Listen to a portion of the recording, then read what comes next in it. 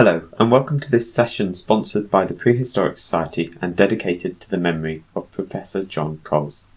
My name is Matthew Knight, I'm the meeting secretary for the Prehistoric Society, and I'd like to thank you for coming to what promises to be an exciting set of presentations.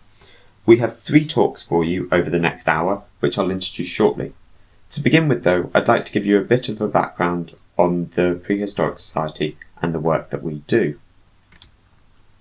The Prehistoric Society began as the East Anglian Society of Prehistorians in 1908 and became the Prehistoric Society in 1935, with the aim of more broadly covering prehistory in Britain and Europe.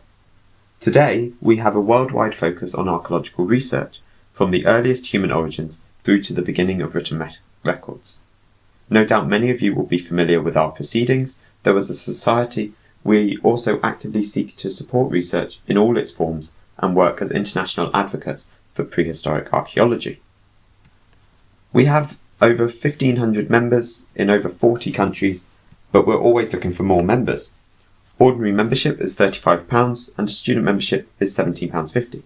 As a member, you'll receive our annual proceedings, our newsletter Past, which is produced 3 times a year, as well as free or reduced admission to the Society's lectures, which are held in a wide range of locations and most recently hosted online and through our YouTube channel.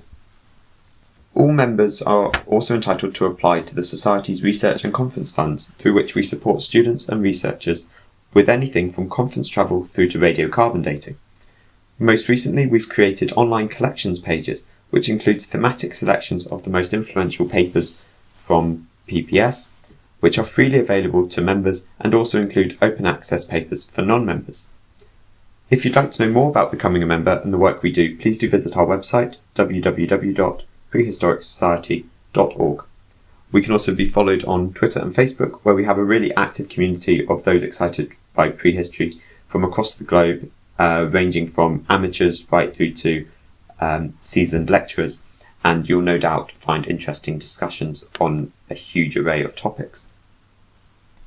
Today, we're delighted to sponsor a session at this wonderful online conference, and the XArt team have done a terrific job putting together such a comprehensive programme, and they deserve our fullest thanks.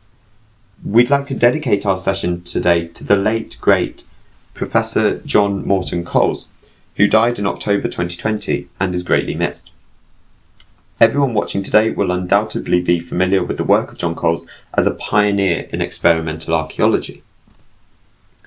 Pictures of his experiments with bronze shields are, by now, iconic of his work, and his seminal paper on European Bronze Age shields was published in our proceedings in 1962. But as many of you will know, his interests extended far beyond this and included wetland archaeology, rock art, and heritage management.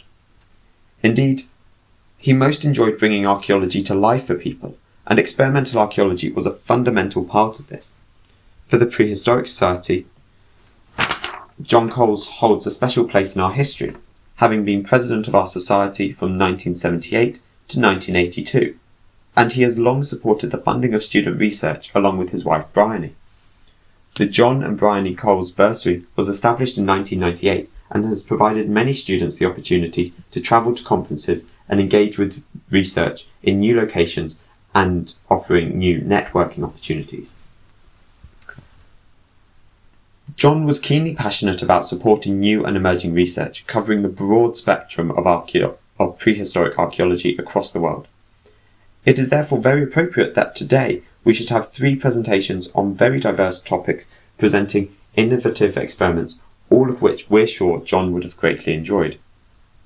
Our first speaker of the day will be Olga Palacios from the Department of Prehistory at Barcelona in Spain, talking about the technological properties of different tempering materials in early Neolithic ceramics.